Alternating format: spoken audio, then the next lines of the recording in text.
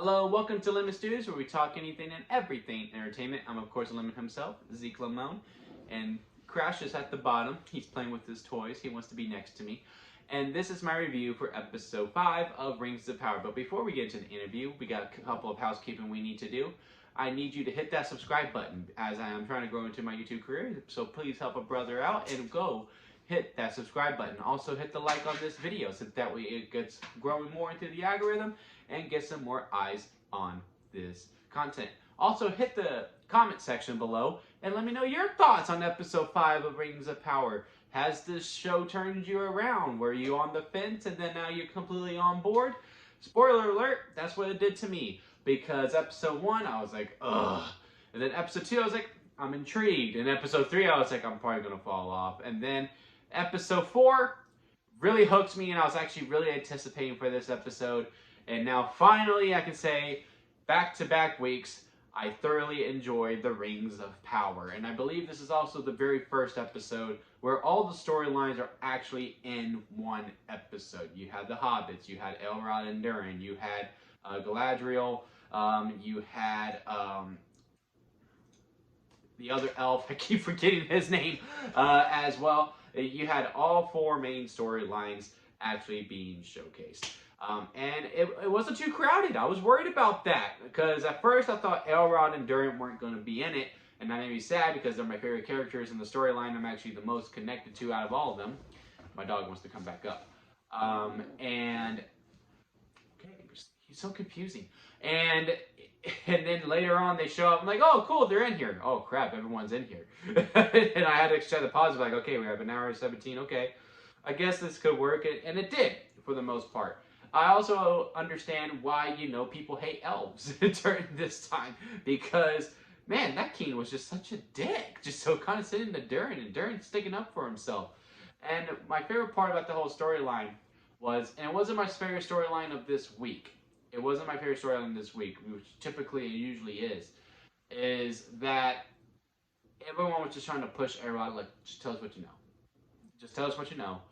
We know you know. Just let us know.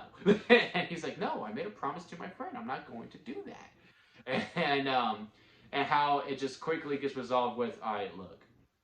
Yeah, no, I was actually sent to do this. I didn't know, but that's really what I was sent here to do. And really, the lineage of my my whole entire race lies within your hands because I'm not going to tell them. So, we either go get the rocks from you and you save us, or we're going to all die, pretty much. And he's like, all right, let's go. Let's try to convince my dad. And then they're having a nice conversation. I really enjoy that. And I think there's a little more to be seen because they show the king again watching on like, oh, I got him. Like, that's how I read it anyway. Another storyline that I typically really enjoy, but also thought was the weakest of this week's episode was the Hobbit storyline. I'm usually really into that one as well. I just think that's a lot of fun and a great opening, beautiful opening with them because we didn't see them at all last week. So we catch up with them and then they sing the song and it was just a beautiful song that was sung. Like I was really moved by it for a little bit. I was like, man, this is beautiful. Like I even said that, and I just lived by myself with my dog. But it didn't really grab me this much. Out of all the storylines, I feel like we could have just really done without this one again because it just didn't really gravitate towards me, and I also just didn't buy the ending of it. But now our main lady, Hobbit lady that we follow, and the wizard, I'm assuming it's young Gandalf at this point, is just, they have conflict now because she knows she has magic powers and she should know better to just mess with him as he's trying to heal himself. And he clearly wasn't trying to hurt her. He was in his zone, and now all of a sudden she's afraid of him. Like, I just didn't buy that. I just didn't. I was like, okay, whatever. I guess we need that to continue on to add more to this storyline. Because out of all the storylines now, even though I really enjoy it and I always have a lot of fun with it, it just feels like filler. And that's really what it felt like. Really? You're going to do that?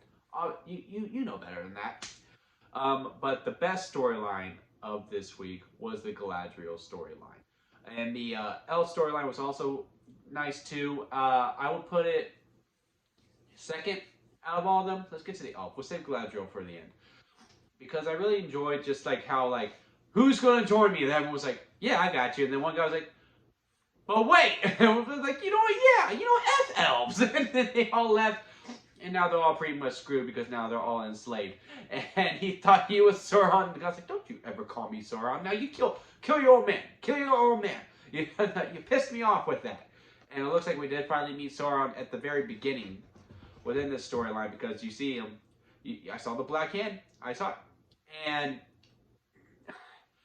And I really did enjoy that part of the whole dynamic of the differences of the kingdoms, the two groups splitting off. And I like the conversation that the elf and her son have when he's like, yeah, but half the people left. Yeah, but half the people stayed. We need to have that hope. Like, I really enjoyed that as well. Now to the main event, Galadriel. She was absolutely the best storyline for this week, and I just had a lot of fun with that. I like seeing the training, and I like the kind of the politicking of like, no, we shouldn't really leave. This was a sign and all this stuff. And I like the whole conflict between her and, I actually remembered his name, but then now finally left my head, and I'm assuming that's going to be the Aragon. Like, it's just, I'm just like, everything that's been happening with him just reminds me of Aragon, and he even looks like it with the hair. So I feel like that's what's going to be like a reveal, like, oh, you're really Aragon.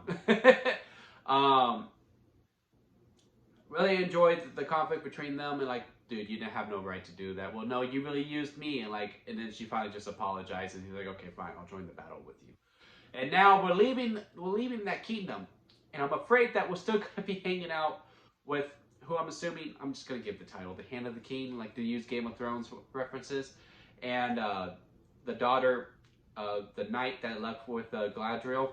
I feel like we're going to be following them. I don't really care to. I'm not really attached to them that much, but I do feel like that. So I am worried about that moving on to these final 3 weeks of the season. But yeah, I mean, overall, I just really enjoyed this. Not really many notes for this episode at all. Don't have any criticism whatsoever. I just had a really good time with this. But yeah, let me know what you thought below in the comment section, and we can have a nice little discussion about Rings of Power, which I'm sure all discussions on the internet are for this show. But yeah, that'll be it for me, guys. I'll see you here next time at Limit Studios.